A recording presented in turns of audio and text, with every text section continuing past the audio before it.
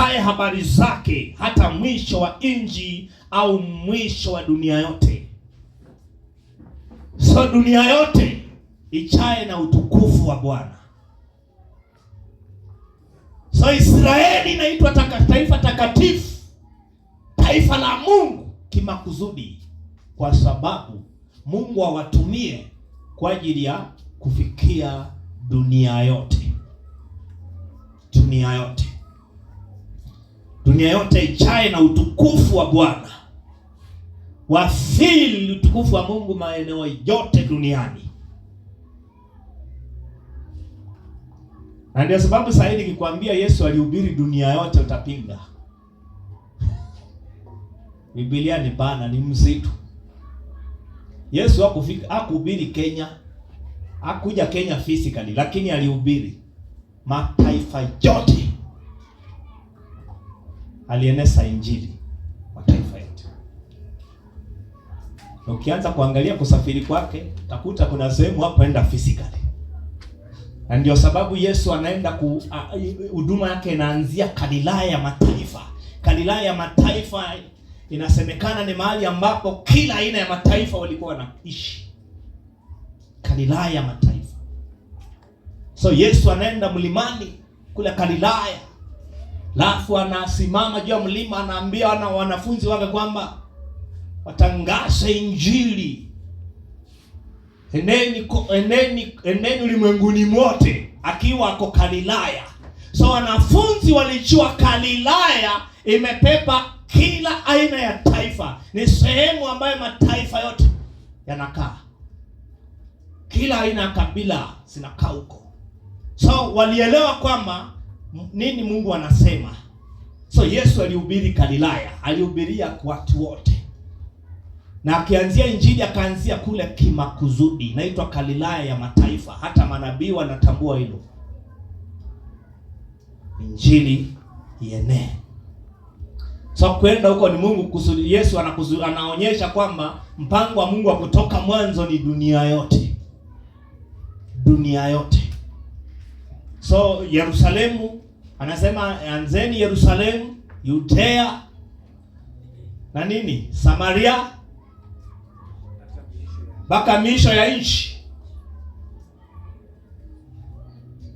Mwingine anaenda na kugotia kwamba Yesu aliwaambia msiende miji ya Samaria, ya Samaria ile ya mataifa. Endeni ichukueni muende kwa kondoo wa Israeli waliopotea. Kumbukeni kwamba mahali panaitwa Samaria kulikuwa na mkokoro wa visasi wa kihistoria. Hapo mahali panasemekana kulikuwa na Wayahudi ambao walikuwa ni tunaitanga outcast, ambao si Wayahudi pure.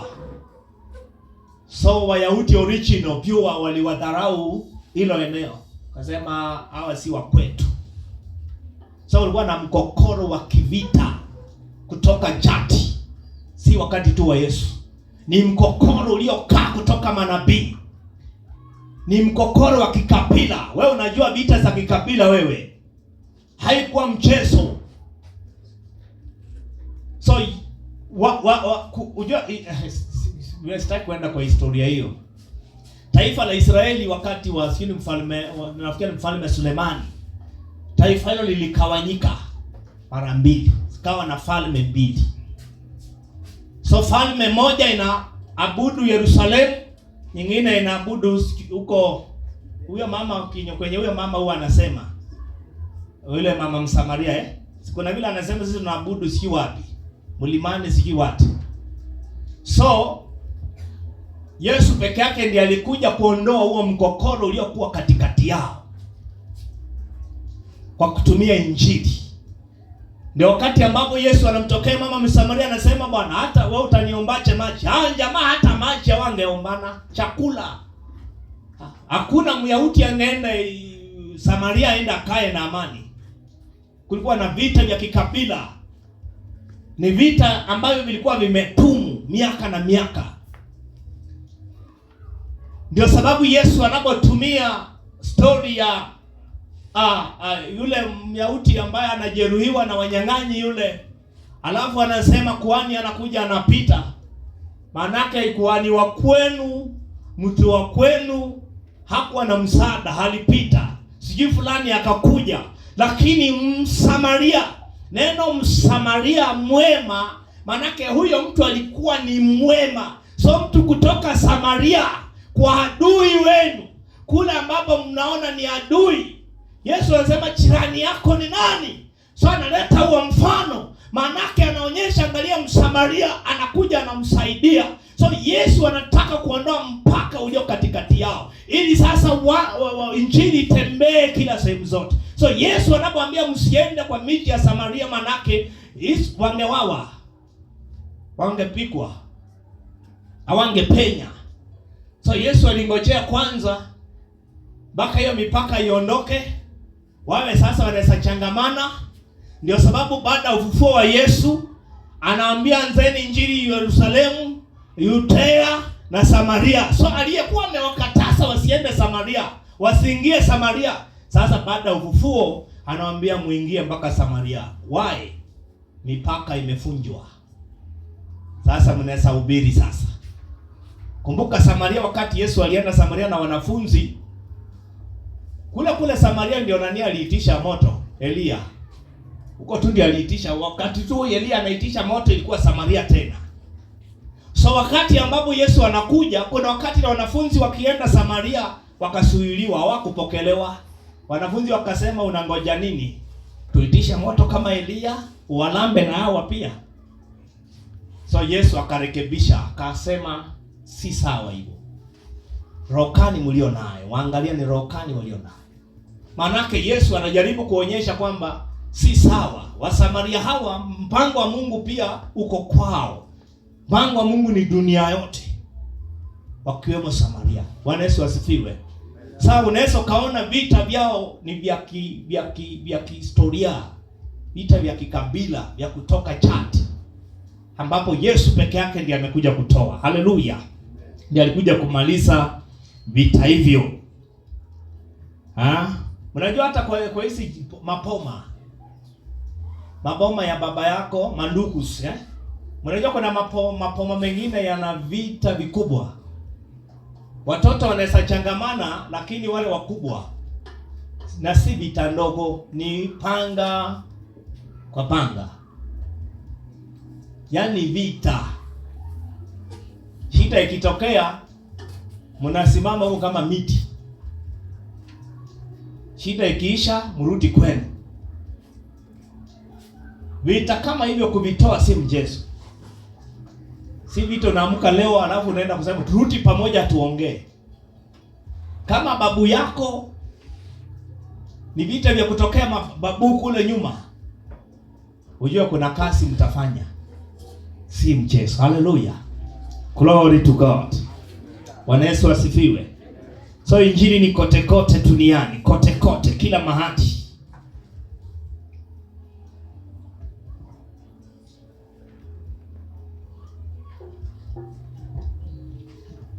So Mungu alikusudia utukufu wake uchae kila mahali, ufili kila mahali. Ndio unaona Mungu alikuwa anainua manabii kuwakusanya Israeli, lakini wapi? Anainua manabii na pia anakuja anawakusanya pamoja, anawahubiria mpango wa Mungu. Jamaa hawasikia mambo. Walikuwa vichwa ngumu kweli kweli, shingo ngumu kutokuamini. So Yesu alipokuja naye akasema, akahubiri injili, akahubiri mpango wa Mungu. Halafu mwisho wa siku anasema injili itaanzia Yerusalemu, Yudea, Samaria hata mwisho ya nchi. Manake kila mahali pasipakuliwe, kila mahali pahubiriwe injili. Kuna mahali panahitaji kupakuliwa. Mwanzo 18:19. Mwanzo 18:19. Mwanzo 18. Mstari 19. Nasema kwa maana nimemjua Nasema kwa maana nimemjua ya kwamba atawaamuru wanawe na nyumba yake baada yake waishike njia ya Bwana. Yes. Wafanye haki na hukumu ili kwamba Bwana naye akamtimizie Ibrahimu ahadi yake. Hebu soma King James. Anasema hivi. Anasema for I know him that he will command his children and his household after him and they shall keep. Hilo neno keep. Hilo neno keep ni shamar. Wakati mwingine Kiswahili unaweza kosa kuliona vizuri. Keep. Anasema the way of the Lord to do justice and judgment, that the Lord may bring upon Abraham that which he has spoken of him. Yes. Alafu Mwanzo 17:19. 17:19. Mwanzo 17:19. Anasema Mungu akasema, sivyo, lakini Sara mkeo atakuzalia mwana wa kiume, naye utamuita jina lake Isaka, nami nitafanya agano langu imara kwake kuwa agano la milele kwa ajili ya uzao wake baada yake.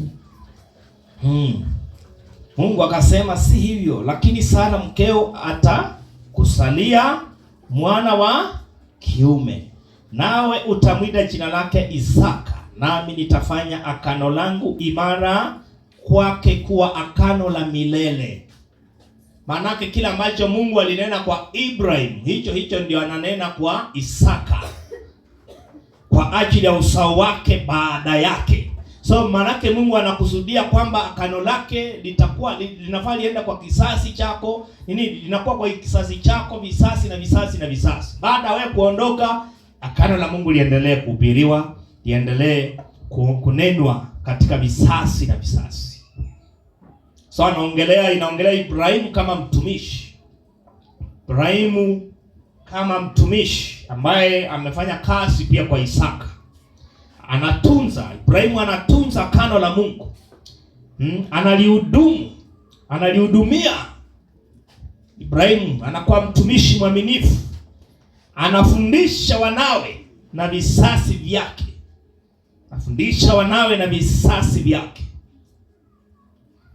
Ibrahimu alikuwa mtumishi. Alihudumu agano la Bwana. Alifundisha kwa wanawe na akafundisha pia kwa visasi vyake. Na ili agano ndio Adamu alipewa. Adamu naye alipewa pia. So Ibrahimu alipewa hilo, Nuhu alipewa hilo. Adamu alipewa hilo, Nuhu akapewa, Ibrahimu akapewa.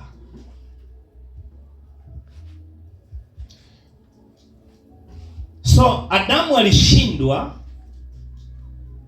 alishindwa kulipepa agano la Bwana. Na pia Nuhu kuna mahali alikuja akashindwa.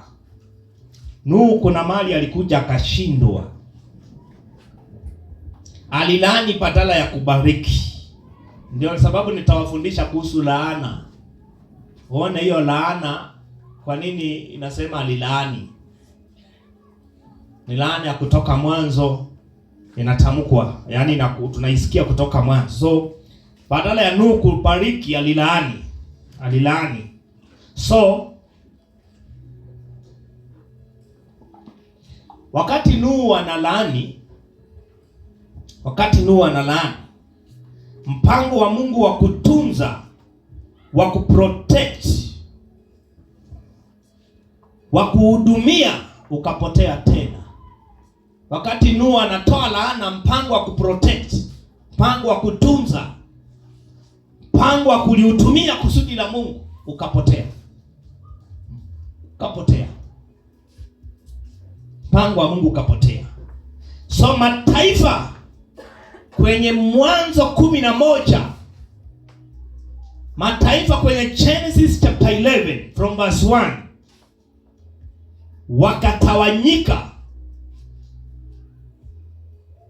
wakatawanyika tena. Kumbuka wamekusanywa, so wakatawanyika tena, wakaenda kwanza kuabudu miungu. Kumbuka Mungu anakuja vizuri na mpango wake. Anakuja vizuri chameni. nakuja vizuri. Wakati wa Nuhu akapata neema, kapepa mpango wa Mungu. Mwisho wa siku Nuhu na akatoa laana, so mpango ukapotea. Sasa mataifa ikatawanyika, wakaanza kuabudu miungu, kuabudu sanamu. So ndio sababu Mwanzo 11 mataifa imetawanyika, wameanza kuabudu sanamu. Kwa nini? Nuhu hajatendea haki mpango wa Mungu. Tukija Mwanzo 12, Mungu anamuita Ibrahimu. Mungu anamuita Ibrahimu ili sasa aweze kuanza tena mpango wake. Ibrahimu arekebishe mahali paliharibika. Ibrahimu sasa asimame kwenye kusudi, awakusanye tena watu kwenye mpango wa Mungu. Kumbukeni, mpango wa Mungu ni kuwaleta watu wote pamoja katika roho mmoja. Yesu anapokuja, Wasamaria wanaletwa sana katika Kristo. Hakuna Myahudi, hakuna Myunani, hakuna what. Sasa Wasamaria waliokuwa maadui, watu wote waliokuwa si wa Israeli, wote tunakusanyika katika roho mmoja, tunakuwa ni nyumba moja, nyumba ya Bwana. Amen. Glory to God.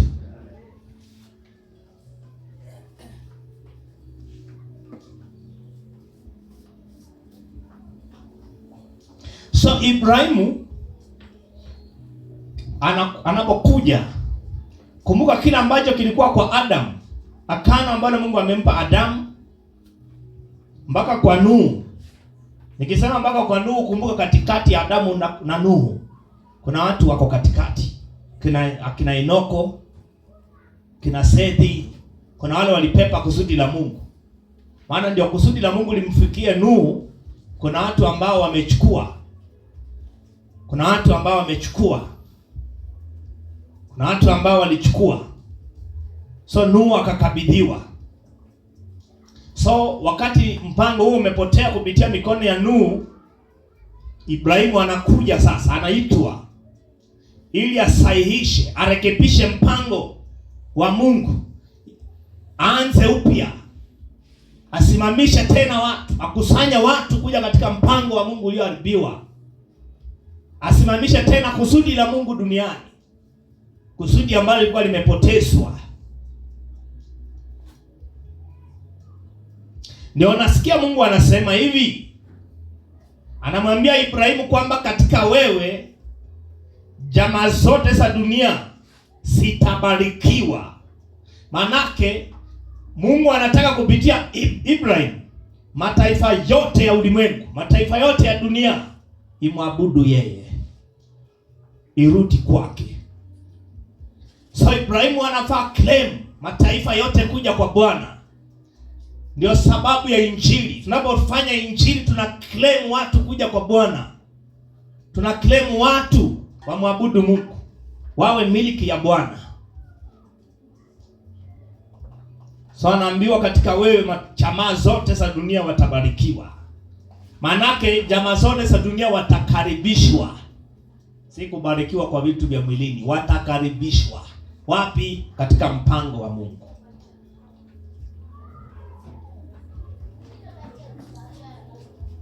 So Biblia inasema katika wewe, manake atatimisha. Biblia inasema katika wewe Ibrahimu jamaa zote za dunia watabarikiwa ama watajibarikia. Manake Ibrahimu anatimiza Mwanzo 1:28. Soma. Biblia inasema katika yeye, katika wewe Ibrahimu jamaa zote za dunia zitabarikiwa. Manake kupitia Ibrahimu atakuwa anatimiza nini? Mwanzo 1:28. Mwanzo 1:28. Yes. Mungu akawabarikia akawaambia, zaeni mkaongezeke, mkaijaze nchi, yes, na kuitiisha, mkatawale samaki wa baharini na ndege wa angani na kila kiumbe chenye uhai kiendacho juu ya nchi. Tutajifunza hiyo mambo ya kutiisha samaki nini, tutajifunza katika somo hili. Kutiisha ni hao samaki ndio akina nani? Ndege wa angani ndio akina nani? Tutajifunza pia. So Ibrahimu anafanya nini? Katika wewe mpango wa Mungu wa Genesis chapter 1:28 utatimia kupitia nani? Ibrahim.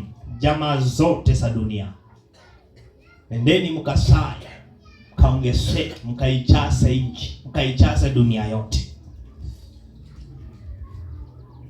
So sisi sote tumeitiwa Genesis chapter 1:28 kusaa na kuijaza dunia yote, na watu walio na mfano na sura ya Mungu. Manake kusaa na kuongezeka na kuijaza dunia yote. Tunasaa kupitia Injili. Tunasaa kupitia Injili, mpango wa Mungu.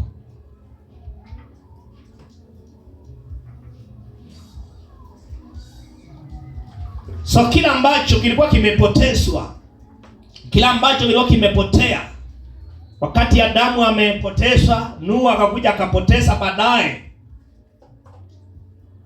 ndio kinarejeshwa tena kupitia Ibrahim. So unaweza ukaona kusudi la Mungu kumuita Ibrahim kutoka kwa watu wa mataifa ni ili kupitia Ibrahim mpango wake tena urejeshwe. So Ibrahimu alilinda, Ibrahimu alitunza kila ambacho Adamu na Nuhu walishindwa kutunza. Sijawaambia Nuhu alienda jehanamu ama hapo amini. Nuhu alifanya tu makosa, akakuja akalaani badala ya kubariki.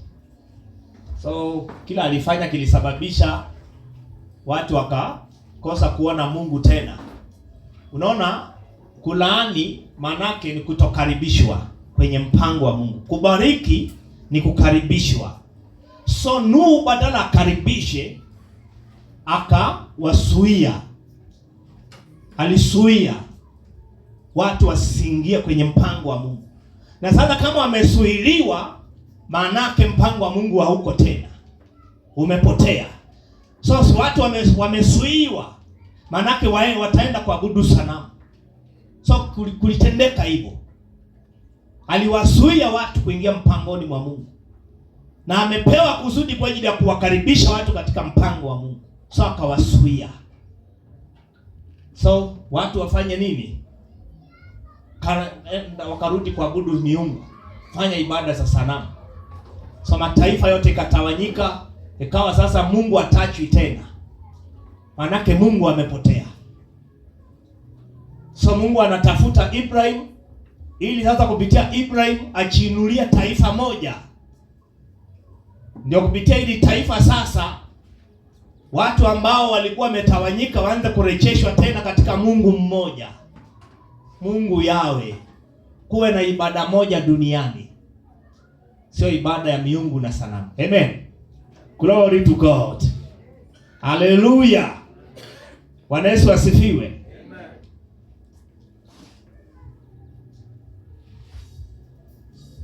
So Ibrahimu alilinda, alitunza kila ambacho Adam na Nuhu alikuja akashindwa baadaye. Adamu walishindwa kutunza. So Nuhu alikuwa protect, hakufanya hivyo. Tukimalizia, andika Genesis 24 verse 6. Andika Genesis 24 verse 6. Genesis 26 verse 5. Utakuta neno keep, shamar. Genesis 28 verse 15 alafu verse 20. Genesis 28 15 na 20. Genesis 30:31. Mwanzo 30:31. Utakutana neno shamar. Kutoka 16:28. Kutoka 16:28. Utakutana neno shamar. Genesis 28:24:6, 26:5, 28:15 alafu 20. alafu Genesis 30:31, Exodus 16:28, alafu Exodus 19 verse 5. Exodus 19 verse 5.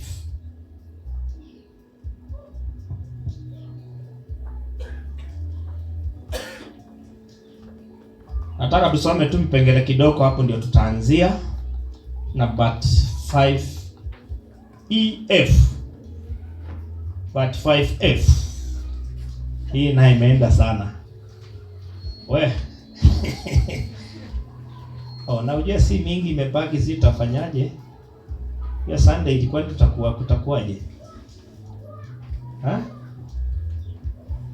Kamebaki kadogo ama nimalize tu? Amen. Baada kamebaki kadogo ndio tukuja na ubatizo wa Roho. Kwa sababu hii siwezi hubiri Sunday, ni kadogo sana. Sinikimbishe tu hapa. Hebu tusomee kwa Genesis 24:6. Zingine utasoma nyumbani. Genesis 24:6. Mwanzo 24 mstari wa 6. Ibrahimu akamwambia, ujiadhari usimrudishe mwanangu huko. 26:5. Mwanzo 26 mstari wa 5.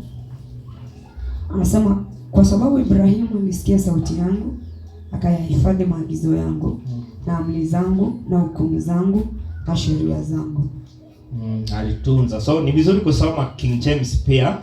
Ukisoma hayo usipaki tu kwa Kiswahili, maana kwa Kiswahili unaweza kosa kuona kitu. Genesis 28:15.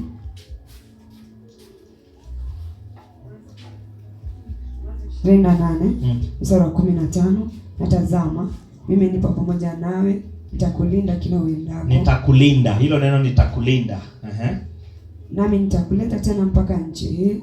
Kwa maana sitakuacha hata nitakapokufanyia hayo niliyokuambia. So manake shamari inahusika kwa kulinda na Mungu kuhudumu kwake. Manake kufanya kila ambacho alikuwa amemuelezea atafanya. Na verse 20. Mstari wa 20. Yakobo akaweka nadhiri akisema, Mungu akiwa pamoja nami, akinilinda katika njia akinilinda katika njia niendayo. Hili ndio neno shamara. Acha tu. So Exodus 19:5. Kutoka 19 mstari wa 5. Mstari wa 5. Anasema, sasa basi ikiwa mtaitii sauti yangu kweli kweli na kulishika agano langu, hapo ndipo mtakapokuwa tunu kwangu kuliko makabila yote ya watu. Maana dunia yote pia ni mali yangu. Verse 6. Mstari wa 6. Nanyi mtakuwa kwangu ufalme wa makuhani. Nanyi mtakuwa kwangu. So hiyo haya ni mambo Mungu amemwambia Musa aelezee taifa la Israeli. Wanaambia watakuwa wafalme, ufalme wa makuhani. Ufalme wa makuhani. Ufalme wa makuhani. Ni wafalme ambao ni makuhani. Na taifa takatifu. Na taifa takatifu. Hayo ndio maneno utakayowaambia wana wa Israeli. So tunaona ujumbe uliosemwa kwa Adam ambao alishindwa kuzingatia na kuendeleza, ndio ujumbe huo unafunuliwa kwa Ibrahim. Ndio ujumbe ambao ulifunuliwa kwa Ibrahim. Na yeye akashamar. Manake alifanya kazi ya kushamar, alishamar. Alifanya abat and shamar. So Adam kulima na kutunza alishindwa. Ibrahim akafanya hivyo, kulima na kutunza. So Ibrahimu alifanya wajibu wake, Adamu alishindwa wajibu wake.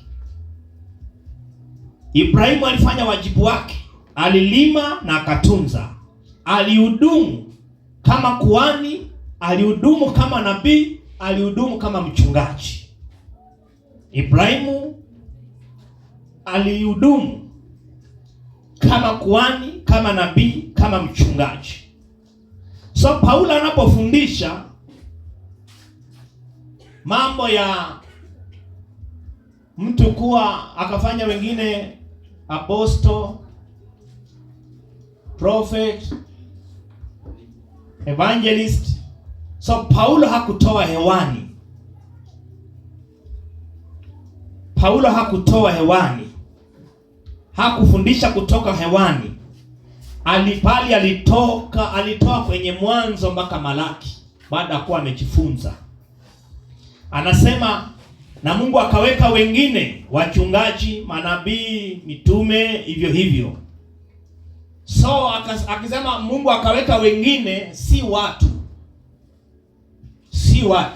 Kumbuka taifa la Israeli naambiwa mtakuwa wafalme ambao ni makuhani. Tukiangalia wa shamba la Eden, kulima na kutunza ni kazi ile ile. So mtafanya kazi ya utumishi. So utaobareti, mtu mmoja anafanya kazi ya uinjilisti, kazi ya utume, kazi ya walimu, kazi ya unabii, kazi ya ukuhani. Atafanya yote mtu mmoja. Bwana Yesu asifiwe.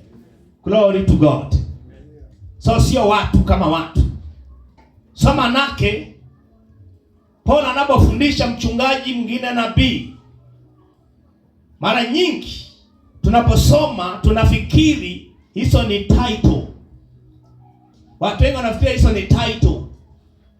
Hizo ni title. Kuitwa nabii ni title. Mwinjilisti, mwingine anakuja anasema mimi naitwa mwinjilisti. Mwingine anakuja anatumia hapo kwenye Mungu akafanya wengine. Sasa anatumia maneno yale, mwingine anasema mimi ni mwalimu wa neno. Sasa anachukua hizo kama title. Wanachukua kama ofisi. Kwamba mimi ofisi yangu ni nabii. Mwingine anasema ofisi yangu ni mchungaji. Sasa utakuwaje mchungaji mchungaji anaweza akatabiri, anaweza akafundisha, anaweza akafanya uinjilisti. Mchungaji hajui. Haitakani hivyo.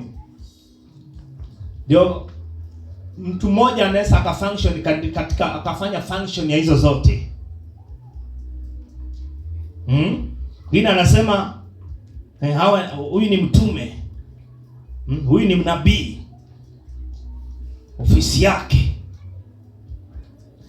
Paulo akifundisha hivyo hakuwa anakusudia hilo. Kila ambacho Paulo anafundisha ni functions. Ni utendaji kwenye kanisa. Ni functions. Ni utendaji kwenye kanisa. Nataka tu kidogo na malisia tafadhali. Na waombeni tu. Kidogo tu. Na waombeni tu tafadhali. So usiache kuandika.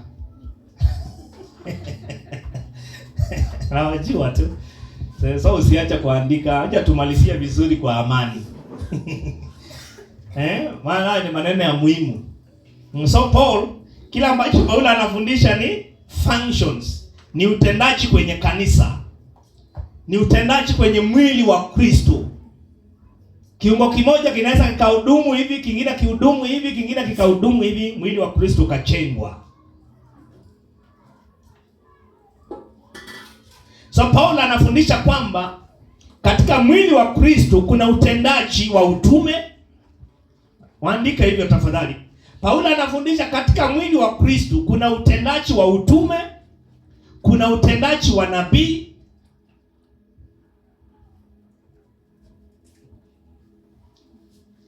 kuna utendaji wa ualimu.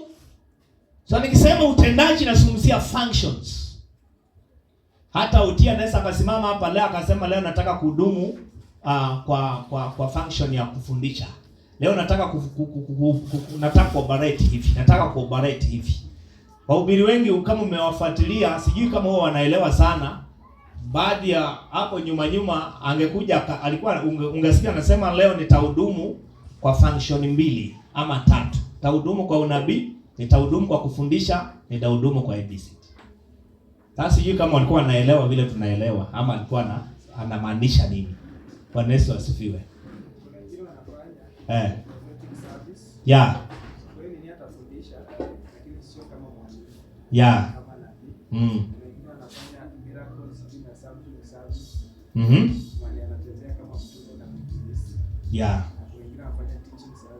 Yeah. Amen. Sikiza.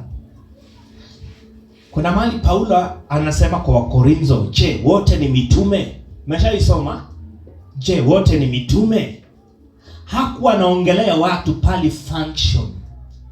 Je, function zote ni mitume? Hiyo uende ujisomee Rose, Kama hujasoma Biblia ni kibarua. So rudi uende utafute kwenye Paulo anauliza, je, wote ni mitume? Je, wote ni fulani? So hakuwa anaongelea watu, alikuwa anaongelea function. Je, function zote ni utume? So ndani ya kanisa kuna function ya utume, kuna function ya unabii, kuna functions. Na zote zinafaa operate, sifanye kazi. Nani watafanya kazi? Walioko kanisani. Hallelujah. Glory to God.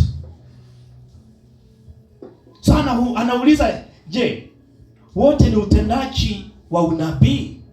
Kwani mnamaanisha hakunako utendaji wa utume? Hakunako utendaji wa walimu? Alafu anasema, je, wote ni utendaji nini? Utendaji wote ni karama za miujiza? Kwani hakunako kingine? Hivyo anafundisha kuna kazi tofauti tofauti, lakini Mungu ni yule mmoja asifanyaye kazi zote. Kazi ni tofauti tofauti. So kwenye mwili wa Kristo kazi ni tofauti tofauti. Utendaji wa miujiza, sijui unabii, walimu, utume, uinjilisti. So Mungu ni mmoja afanyaye kazi hizo zote. So huo utendaji uko kanisani. So mtu asiwahi kuambia wewe umeitwa tu kuwa nabii. Nabii ambaye hajui kufundisha atapotosha watu. Ati mimi ni nabii alafu ufundishangi. Hadiyo kazi yako tu. Baada Mungu hakukusudia kila waki kinafanywa leo ni tofauti na kusudi la Mungu. Jamaa nabii wa leo anataka shinda tu kwa akija kutabiri tu. Kutabiri kutakusaidia na nini? Wewe mwenyewe hujafundishwa neno, unatabiriwa tu. Anakuangalia na kuambia nywele yako utaipomoa leo jioni, na kesho masaa kama hii utakuwa umebadilisha style fulani. Alafu namwambia umesema kweli. Nilikuwa ndio mpango ambao nimepanga leo. Alafu unafurahia tu. Unachengwa acha kuhusu hilo sasa. Nabii anafundisha. Glory to God. Nabii ana function katika uinjilisti. Ana function, anafanya miujiza na ishara. Ana operate katika function zote. Glory to God. So alikuwa anazungumzia nini? Paul alikuwa anazungumzia function na sio title.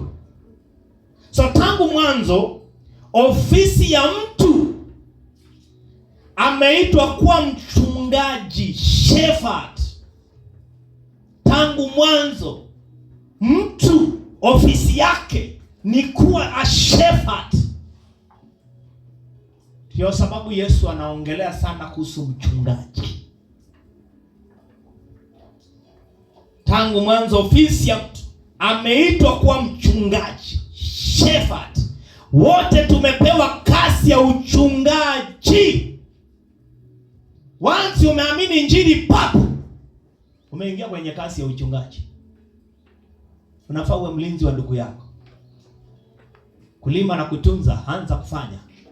Na ndio sababu mtu akiamini injili leo, moto ambao unawaka ndani yake ni kumake sure anaambia kila mtu kwamba nimeokoka.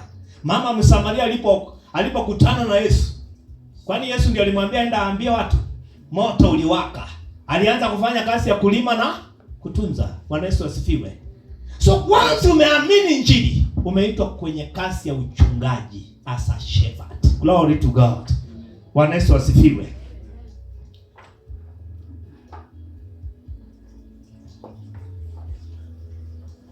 So na katika hiyo kazi ya uchungaji sasa kuna function. Sasa katika hoja mwingine anasema nabii ni mkubwa kuliko mchungaji. Sasa nashindwa nabii ambaye si mchungaji. Iko shida hii.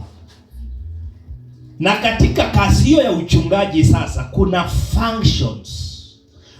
Mchungaji anaweza ka function as a prophet, anaweza ka function as a apostle. So unaanza kufunction katika hizo functions. Na hapo kuwe makini, by the way, hizo ndio vitu zinatusumbua makanisani. Umeitwa kuwa mchungaji.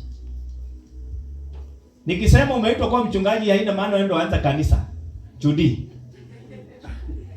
Najua moyo sasa maybe unasema wa sangala, haleluya, haleluya, haleluya.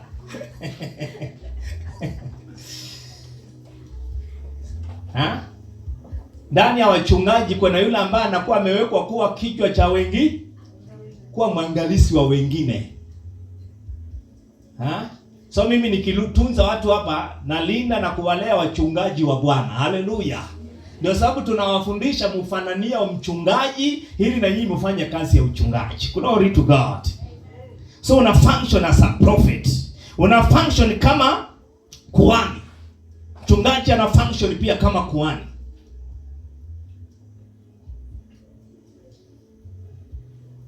So ukiangalia kwenye Agano la Kale, wafalme walikuwa ni wachungaji. Kwenye Agano la Kale, wafalme walikuwa ni wachungaji.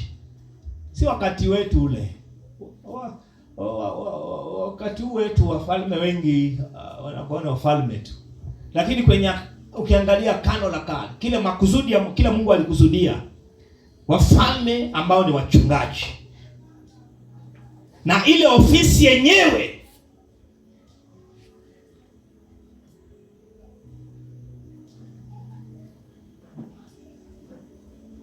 na ile ofisi yenyewe ya ufalme na ile ofisi yenyewe ya ufalme inaitwa apostolic. Maana yake umetumwa kazi, lakini wakati huo pia wewe ni mfalme.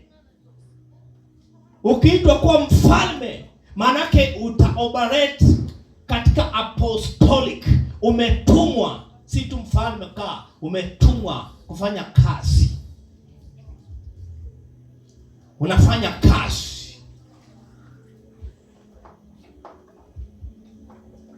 So ndio unaona wafalme enzi zile walikuwa na function kama maprofet. Kumbuka Daudi ni mfalme, Daudi bado ana function kama nabii. Glory to God. Bwana Yesu asifiwe. So mfalme anafaa unapokuwa umefanywa mfalme kwenye taifa la Israeli, mfalme ambaye ni mchungaji, anafaa ajue kwamba kuna ofisi ya apostolic inamngojea. Hacha ameitwa atumwe. So mfalme, kazi ya mfalme, mnaelewa kazi ya mfalme? Kazi ya mfalme ni kwenda kuteka miji, kuteka territories.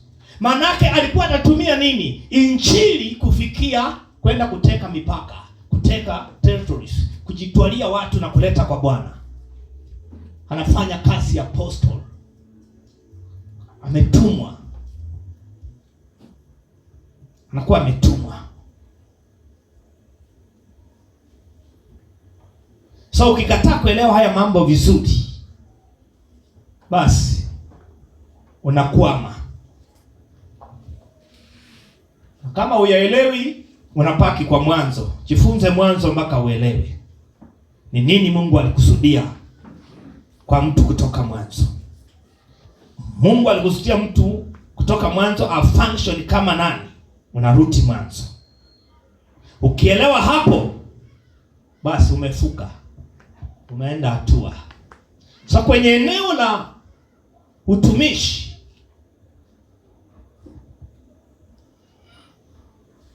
hautaanza kumuuliza mtu au kumuuliza mtumishi wako ati akwambie wewe ni nani. Ukielewa mwanzo, hakuna kuuliza mtu, pastor mimi nimeitwa kuwa nani. Utamuuliza tu pastor nimeitwa kuwa nani, kwa sababu hujaelewa.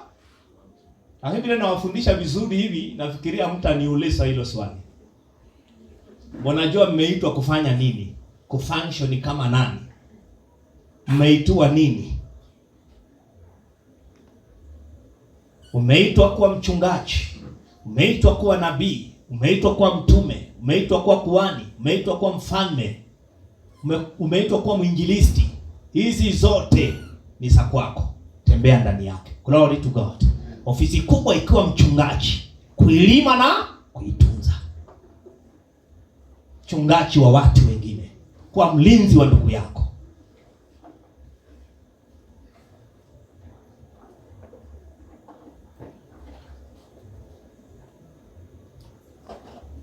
Kuna wengine hawafanyi kazi yoyote.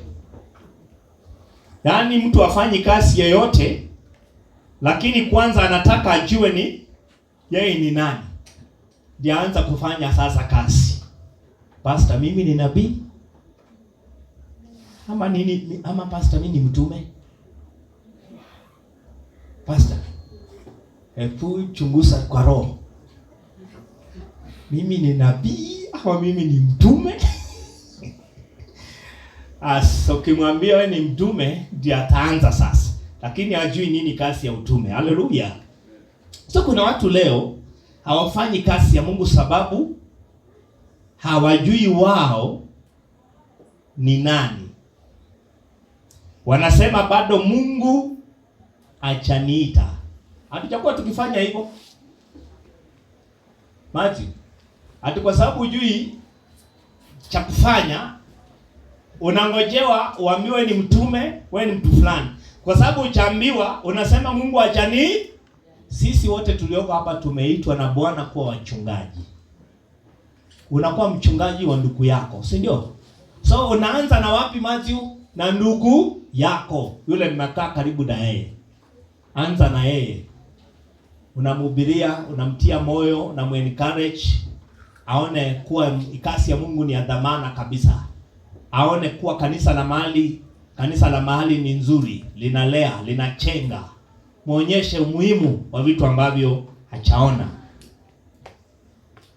So wengine wanasema Bwana hajaniita. Bwana hajaniambia cheo changu alichoniitia. Kwa nini utumiki? Mimi mchungaji, Bwana hajaniambia cheo changu ambacho ameniitia, na ngojea niambie ofisi. Sasa ndio nitaifanya kwa bidii. Ngojea tu. So katika kufanya kazi unaweza sasa ukafunction kama mtume. Yaani wakati ambapo umeokoka, umeitwa kama umekuja kama umeitwa, umefanywa mchungaji. Sasa utafunction kama nini? Kwenye kufanya kazi ya Mungu ndio unaweza ukafunction kama mtume, unaweza ukafunction kama nabii, unaweza ukafunction kama mwinjilisti, unaweza ukafunction kama mwalimu, unaweza ukafunction kama kuhani, unaweza ukafunction katika function hizi zote. So wakati huo utendaji ni wa kuchunga na kulinda. Unachunga na kulinda. Wakati huo unachunga na kulinda. Unafanya kazi ya kuchunga na kulinda. So mambo yote yako kwenye uchungaji. Yaani mambo yote ya uinjilisti, utume, yote yamejikita kwenye uchungaji. Agizo la Yesu anasema enendeni mkahubiri na kufanya wanafunzi. Manake mnakusanya watu, mnawaweka pamoja, mnawafanya wawe wanafunzi ambao wanasikiliza kwa makini na kujifunza habari za Kristo.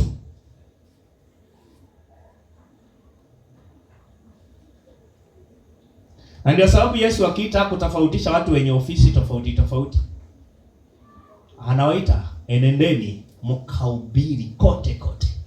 Hasemi sasa kucheni wewe utakuwa mwinjilisti, wewe utakuwa mtume. Alisema enendeni wote mkawafanye mataifa yote kwa wanafunzi wangu. Hasemi sasa wewe Paulo, wewe Petro, wewe ndio unaona kama kiongozi hapa, wewe utakuwa nabii, wewe utakuwa mtume. Mark, njoo. Wewe naona vile unakaa, wewe shikilia kazi ya ualimu. Mathayo, njoo hapa mara moja. Umekuwa ukitembea karibu na mimi sana. Ni mwalimu Luka, njoo hapa. Umekuwa tabibu ukiwa nje. Hapa utafanya kazi ya miujiza na ishara.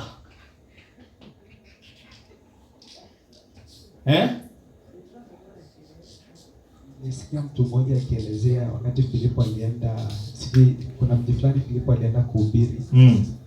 hakujiita mwinjilisti. Ni mwandishi wa kitabu cha Matendo ya Mitume ndio alimuita mwinjilisti Filipo. Yeah. So ni wakati alikuwa akifanya kazi ya Mungu ndio akafunction kwa mojawapo ya zile ofisi.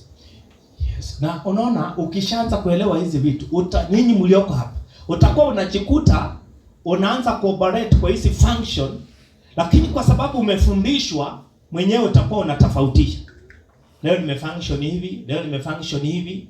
Utakuwa unatofautisha kwa sababu tayari umefundishwa. Bwana Yesu asifiwe. So wengi wao wana function lakini hawawezi tofautisha kwa sababu hawajafundishwa. Lakini ukishafundishwa, Yohana Mbatizaji, Yohana Mtakatifu alikuwa mwanafunzi na akaambiwa, Yohana, wewe ndio umekuwa rafiki wa karibu, wewe utakuwa unaona mpaka mbingu za mbingu. Wewe utakuwa nabii. Unajua Yesu angefanya hivyo ungekuwa na vita. Watu wangeanza kuangalia cheo kani kikubwa. Na ndio sababu wakati akawafanya wengine kuwa mtume. Mtume ndio inaanza. Wengine wakijiita mtume wanaona kwa sababu ndio ilianza, ndio iko juu ya singi. Na kwa hizo zote nao dharauliwa ni walimu. Utasikia mtu anakuambia mimi sijaitwa kuwa mchungaji, mimi nimeitwa kuwa nabii. Kweli. Wewe hujaitwa kuwa mchungaji. Mimi sikuitwa kuwa mchungaji. Mimi niliitwa kuwa mwinjilisti. Na ndio sababu wainjilisti wa leo, huwezi hubiri leo asa mwinjilisti kama huna sauti. Bwana anasema, Bwana. Tena mpaka uwe moto na mishasha na kupoint watu kwa dhambi zao na madhaifu yao. Huyo ndio mwinjilisti wa siku za leo. Na ni wakali kuliko pilipili. Anatondoa dhambi mpaka unasikia kweli dhambi nimeiona yenyewe. Waje vile unasema ya kujua na kutojua. Mwinjilisti akija hapo utajua yote. Acha kujifariji apati. Papa nisame dhambi ya kujua na kutojua. Atafanya yote ujue. Bila mwinjilisti hutapaki kusema ujui chenye ulifanya, utajua tu. So, tukimalizia hapa, tumeitwa kulisha na kutunza kundi la Mungu. Tumeitwa kulisha ni uchungaji, na kutunza kundi la Bwana. Shabbat Shamar. Tumeitwa kulisha na kutunza kundi la Bwana. Kulisha ndio uchungaji. Fanya kazi ya kutunza. Na sio unajua unatunzaje? Kwa kulisha. Unalishaje? Functions na operate. Nafaa wafundishe. Haleluya. Wafundishe neno la Bwana. So ulishi wa Kristo nyasi. Unajua kule wanalishwa nyasi pia. Wale kuna watu wanapitia shida duniani. Mnaamrishwa nje au mnaanza kula nyasi real. Wengine wanaambiwa inameni, wanakanyako kwa mikongo, wengine kwa vifua, wengine kwa tumbo. Vitu sasa zinafanyika ni hatari. Wanatumia mamlaka waliopewa vibaya. So fanya kazi ya kulisha na kufanya nini? Kutunza. Kulisha na kutunza.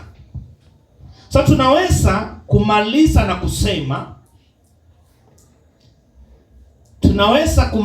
kusema ujumbe ambao Adamu alipewa alishindwa. Tunaweza kumaliza na kusema ujumbe ambao Adamu alipewa alishindwa. Akapewa Ibrahimu akafaulu. So Musa kuongelea Adam na Ibrahimu alifanya kimakusudi. Kumbuka Otieno, Musa anapoandika Adam na Ibrahimu alikuwa anawafundisha wana wa Israeli. So anawaonyesha vile Ibrahimu alishindwa kulima na kutunza Adam. Alafu anawaonyesha kila ambacho Adamu alishindwa akapewa Ibrahimu akafaulu. So anawaonyesha kwamba msichukue njia ya nani? Ya Adamu. Chukueni njia ya Ibrahimu. So ndio makusudi, ndio sababu anaongelea watu na majina, anawataja kimakusudi. Ndio unaona mara nyingi Musa anaandika watu kama wawili. Mmoja alishindwa, mwingine alifaulu. Huyo alishindwa, huyo alifaulu. Anafanya kimakusudi. Ndio sababu anakuja anawaambia leo hivi mbeleni nimewekea nini? Uzima na mauti. So anataka alafu anasema chakueni nini? Uzima. So ujumbe tu unapaki ni ule ambao ni mpango wa Mungu wa kutoka mwanzo. Watu wakuja katika mpango wa nani? Wa Mungu. Watu wamwabudu Mungu aliye hai. Watu wakaliwe na Roho. Watu wawe ndio mfano na sura ya Mungu. Wapi? Duniani. Na si duniani kote. So tumesema Ibrahimu alifaulu. Akapewa Israeli akashindwa, na tutaona mbeleni. Nimesema mpango ambao alipewa, yani tunaweza kumaliza na kusema ujumbe ambao Adamu alipewa alishindwa, akapewa Ibrahimu akafaulu, akapewa Israeli akashindwa. Tutaona mbele vile ambavyo Israeli alishindwa.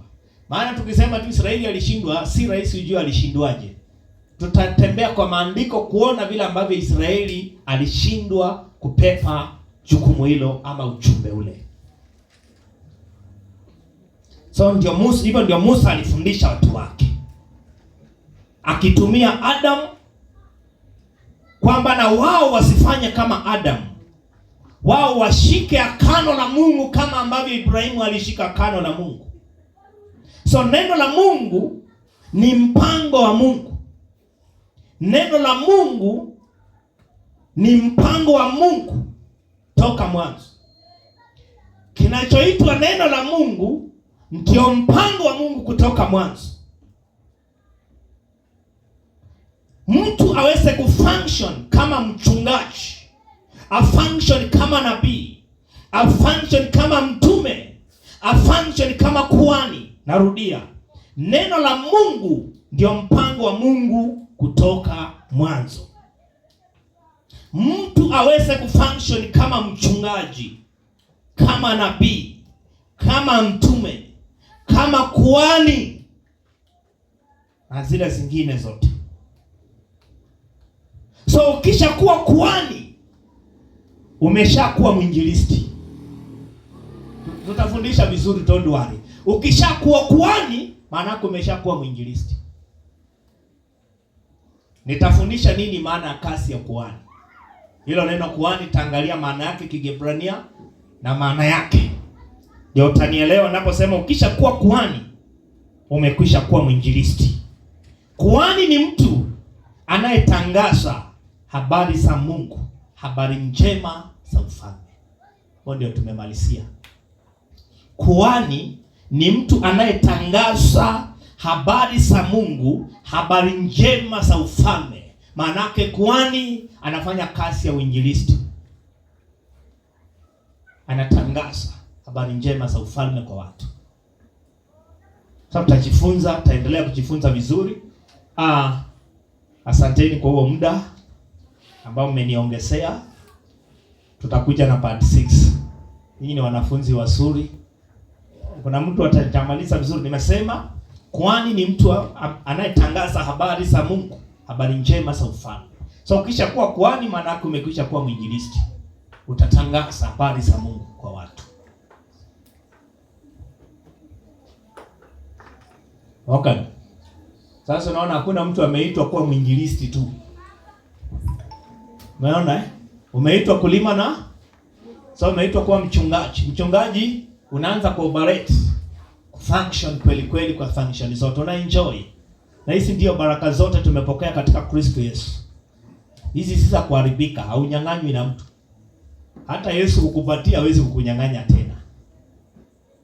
Wewe mwenyewe unaweza ukajitoa tu. Kwani unaweza endelea tu kufunction, fanya kwa bidii. Tembea uenjoy. So tumetumwa na Bwana na tumepewa material ya kutosha ya kufanyia kazi. So nyinyi ni wangwana.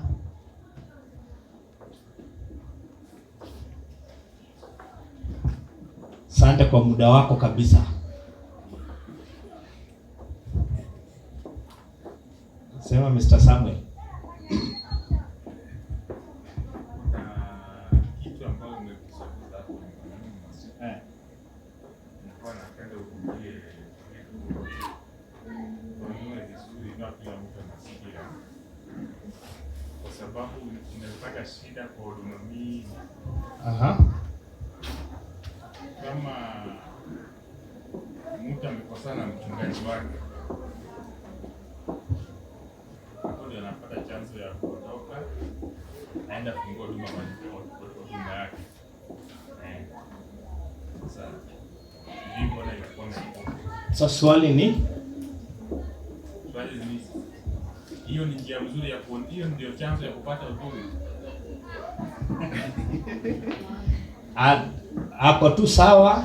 Tuko mahali pasuri by the way kabisa, si ndio? Tuko mahali pasuri. Tutaangalia, tutajifunza. Hapa tuondoki, tuko kanisani kabisa. Hapa kila kitu tutatako.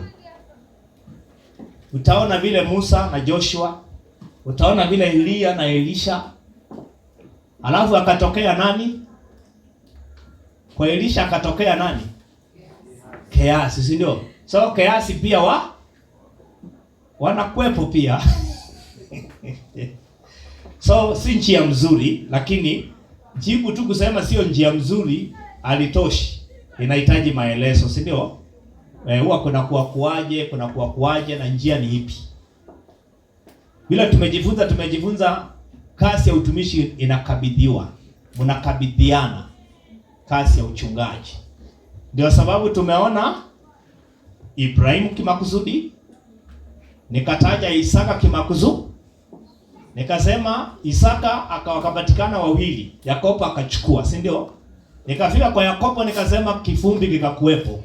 So hii ya Yakobo tutaangalia kwa nini watoto, yani kulikuwaje na watoto wake.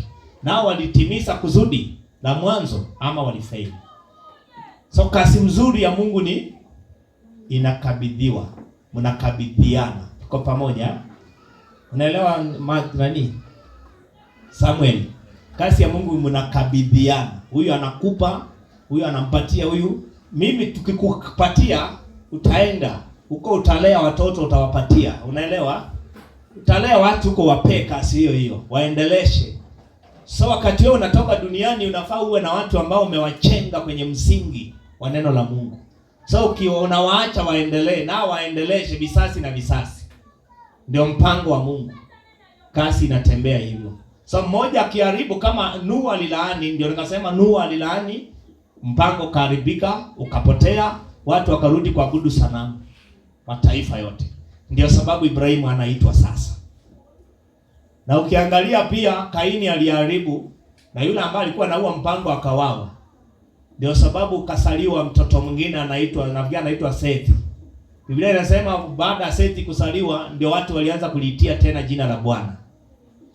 Kwa sababu kumbuka Kaini amewawa aliyekuwa na mpango wa Mungu, yule ambaye ameamini. So sasa mpango umepotea. Inabidi tena wasae mtoto. So mtoto aliyesaa Adamu na Hawa anaitwa Sethi. Ni Sethi? Sio ni Sethi, nafikia ni Sethi. Biblia inasema wakati huo watu wakaanza kuliitia jina la Bwana. So kupitia Sethi watu wakaletwa tena kwenye mpango wa Mungu. So imetembea hivyo, akina Enoko wakapatikana, wakatembea na Mungu, wakahubiri. Alafu akakuja akapatikana Nuhu. So Nuhu akapatikana, akapata neema mbele za Mungu, akakabidhiwa, akachukua, akajenga safina, akahubiri miaka 120 akihubiri Injili. Baada ya kuhubiri Injili, gharika ikakuepo, Ilipokuwepo Nuhu akapatikana, wameokolewa. So Nuhu alikuwa aendelee kuleta watu kwenye mpango wa Mungu, lakini akafika mahali akasuia watu wasikuje kwenye mpango wa Mungu. So watu wakawa sasa, huo mpango pia umepotea, hauko tena. Sasa mataifa ikarudi, watu wanatawanyika, wanaanza kuabudu miungu, wanafanya ibada za sanamu. So Mungu akaona kwamba hakuna mtu anayeliitia jina lake, hakuna mtu anayemwabudu yeye. So akaenda kwenye hayo mataifa, maana wakati ambapo Ibrahimu achaitwa, wakati ule ni mataifa, hakukuwa na taifa la Israeli. Ni mataifa yote, mataifa tu. So hawa kina Enoko, kina Sethi ni watu wako humo kwa ni mataifa wakati ule. So Mungu anaenda kwenye mataifa inaabudu sanamu, anaita mtu mmoja anaitwa Ibrahim. Akijua kupitia Ibrahimu, sasa nataka nirejeshe mpango ambao umepotezwa na Nuhu. Sasa kupitia Ibrahim watu tena warejeshwe kwenye mpango wa Mungu, waanze kumwabudu Mungu aliye hai. Na ndio hiyo kasi ambayo Ibrahimu anafanya duniani. Na Ibrahimu akawa mwaminifu mpaka kufa kwake. Unajua hata mchungaji anaweza fanya kile Nuhu alifanya, ama hamjui? Once umeokoka, umekaliwa na roho ndio ndio. Si mchungaji anaweza akafika mahali akaanza kupoteza injili. Akaanza kuingisha vitu ambavyo si vya injili, hivyo. Yesu ako changwani, twende huko tumwabudu, vitu kama hizo tu pole pole. Anaanza kusema hii si mpango wa Mungu, hii si mpango wa Mungu, vitu ambavyo anaanza kukuonyesha hii dunia ambayo umekanyaka mikuu ni mbaya. Hii dunia ni mbaya kabisa na vitu vyake vyote. So unaanza kuichukia na lengo kwamba muondoke mwende. So mwisho wa siku hata akisema sasa, hebu niambia, amefika mahali akasema haya, kile mimi nimeitiwa kimeisha, na watu wote ambao nimekuwa nikiwaelezea mambo haya imeisha, sasa tufanye nini? Twende mahali tumngojee Bwana. Si watu wengi wamekuwa wakifanya hivyo. Wengine wanaenda wanajichomea kwenye mahekalu. Hiyo nini naenda hivyo. Sasa hebu niambia, umepewa alafu wewe ufike mahali ufanye mambo kama haya. So inamaanisha watu wote waliokuwa nakusikiliza, kumbuka kwamba wakati ule, kumbuka si watumishi wameenea kila mahali.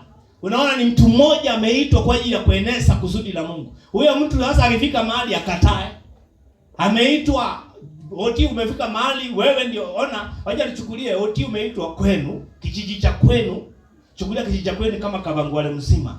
Wewe ndio umeitwa kwa ajili ya kutangaza injili Kawangware. So leo watu wanakufanania. Wewe unafika mahali alafu upoteza hicho kitu. Sasa inamlazimu Mungu ufanyaje? Kwanza upya tena. Atafute mtu mwingine ambaye atamkabidhi kila ambacho wewe ulikataa. Ama kila ambacho umechukua ukapepa ukafika mahali, ukafikisha mahali wewe ukaachana nacho, ukaanza mambo tofauti. So mwingine anatafutwa tena ili aanze tena hicho kitu kwa watu wakati ule. So injili ilikuwa ni kukabidhiana. Inaenda hivyo na ni baraka mno. Amen. Yesu akapewa wanafunzi, mitume wakapewa wengine hivyo. Angalia kina Timotheo wakaitwa humo ndani hivyo. Mpaka leo sisi tumehubiriwa injili, tumeitwa. Amen. Na sisi tunaendelea kuita visasi wanaosaliwa hivyo mpaka sisi tukiondoka, kuna wale tutawajia msingi huu waendelee na injili. Amen. Ndio sababu Mungu anakusudia kila tunafundisha hapa, wakati tutatuma utima hali aenda aeneze hicho huko. Mtuite mwingine tutume huko, aenda ueneze kule. So Kenya yote kila ambacho tunahubiri mahali hapa kitakuwa kimejaa Kenya yote. Amen. Glory to God. So si njia mzuri ya kuenda kufungua mwenyewe. Umeelewa? Umeelewa? Iko sawa? Sio njia ulikuwa umepanga hivyo.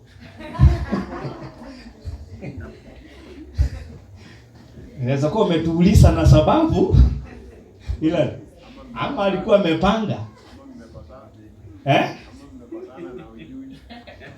Bwana.